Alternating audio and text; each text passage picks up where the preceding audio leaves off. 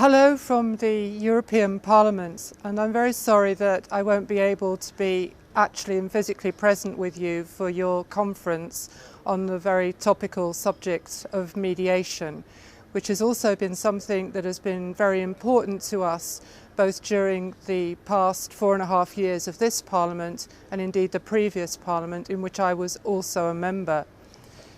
Mediation is important at a European level because if we go back to the beginnings of the European community as an economic and trading community, we have to find ways of making cross-border trade work in a secure way.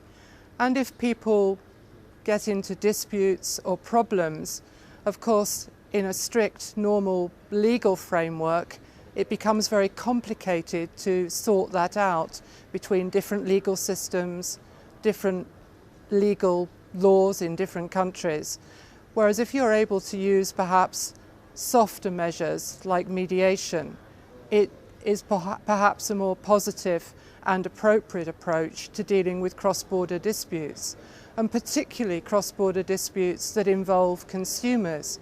And that's why mediation or alternative dispute resolution has always had such an attraction for the European Parliament, because it seemed a way of overcoming what are still huge obstacles to facilitating and increasing cross-border trade and cross-border business within the European Union.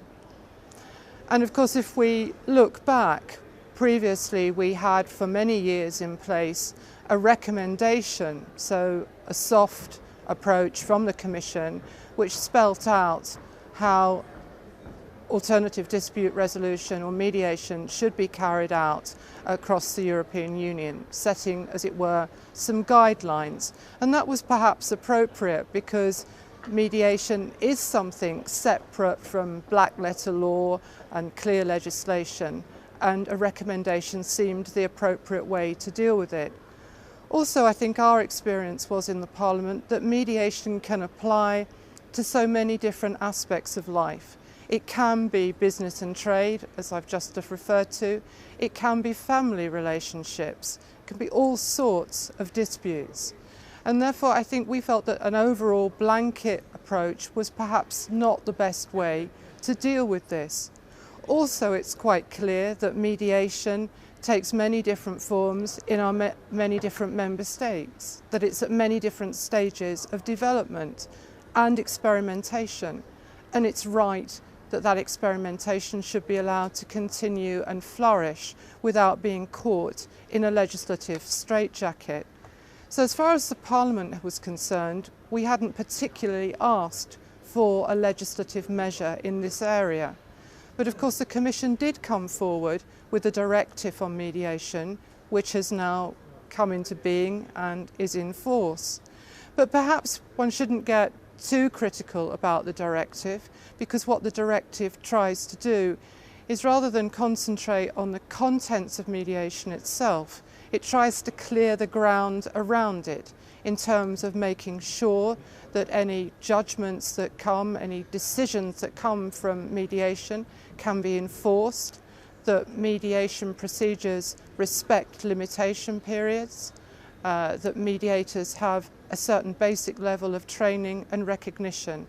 So it's just to set the surrounding framework and perhaps doesn't delve too deeply into the detail, and hopefully that's the way it will remain.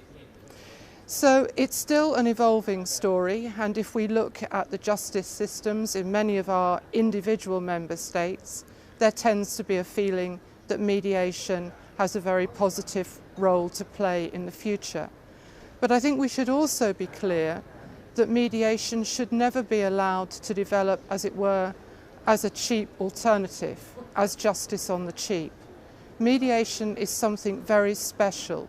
It offers a different way of resolving disputes, and a way that is perhaps increasingly socially more acceptable than the confrontational manner of dealing with issues through the courts.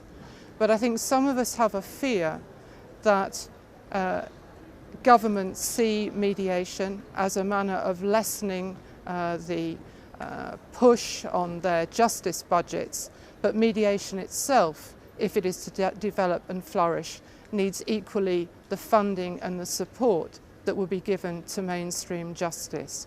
So it's not an either or, it's both.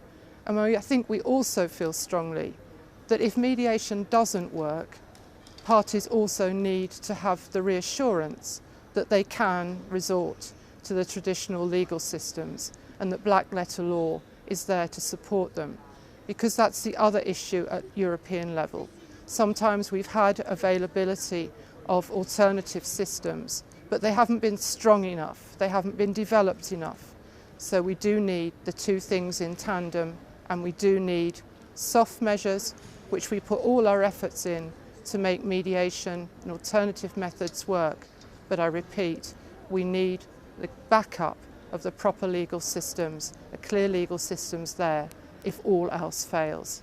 I hope you have an enjoyable and a productive conference. And again, I'm sorry that I can't be with you, but please believe me that you have a lot of fans for mediation in the European Parliament. And finally, I would like to say thank you to the CPMN for your input into our discussions in Brussels, for your visit to Brussels and your continuing interest in this issue and in our work. Thank you for all you do. And as I say, have a really good conference, and I hope that we may continue to remain in touch on future developments in this issue.